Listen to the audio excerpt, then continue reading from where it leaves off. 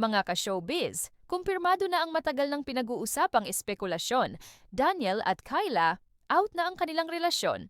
Matapos ang pananahimik at subtle hints, unti-unti na nilang ipinapakita at inaamin sa publiko ang tunay na estado ng kanilang relasyon. Para malinaw lang sa lahat, ang salitang out na ay hindi nangangahulugang hiwalay. Sa halip, ibig sabihin nito ay nilalabas na nila ang relasyon, hindi na itinatago, at mas bukas na silang ipakita ito sa publiko. Ayon sa ulat, mas naging open na sina Daniel at Kyla sa kanilang closeness. Mula sa public appearances, social media sightings, hanggang sa mga galaw na hindi na itinatanggi ang kanilang espesyal na ugnayan. Bagamat wala pang mahabang opisyal na pahayag, malinaw sa mga kilos at presensya nila na hindi na nila itinatago ang relasyon. Agad namang umani ng matinding reaksyon mula sa netizens ang balita.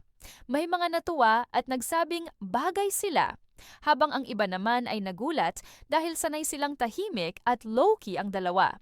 May ilan ding nagsabi na mas ramdam ngayon ang pagiging relaxed at genuine ng dalawa kumpara noong mas pribado pa ang kanilang sitwasyon.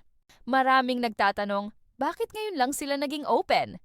Ayon sa obserbasyon ng fans, posibleng pinili muna nina Daniel at Kyla na patatagin ang kanilang relasyon bago ito ilantad sa publiko. Para sa ilang artista, mas mahalaga raw munang siguraduhin ang pribadong aspeto ng relasyon bago ito ilagay sa mata ng publiko at social media. Kahit out na, kapansin-pansin pa rin na simple at hindi eksaherado ang paraan ng pagpapakita nila ng relasyon.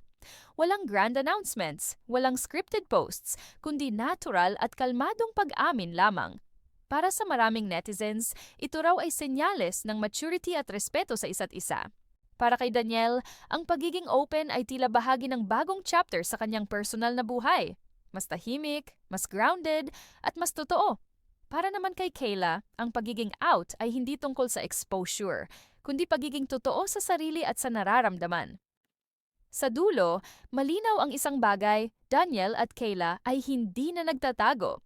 Hindi man bongga o maingay, ang kanilang pagiging out ay nagpapakita ng isang relasyong mas piniling maging totoo kaysa palabas. Ikaw, ano ang masasabi mo? Mas gusto mo ba ang ganitong low-key pero honest na relasyon ng mga artista? I-comment mo sa baba, i-like at i-share ang video at huwag kalimutang mag-subscribe para sa mas marami pang tamang showbiz updates.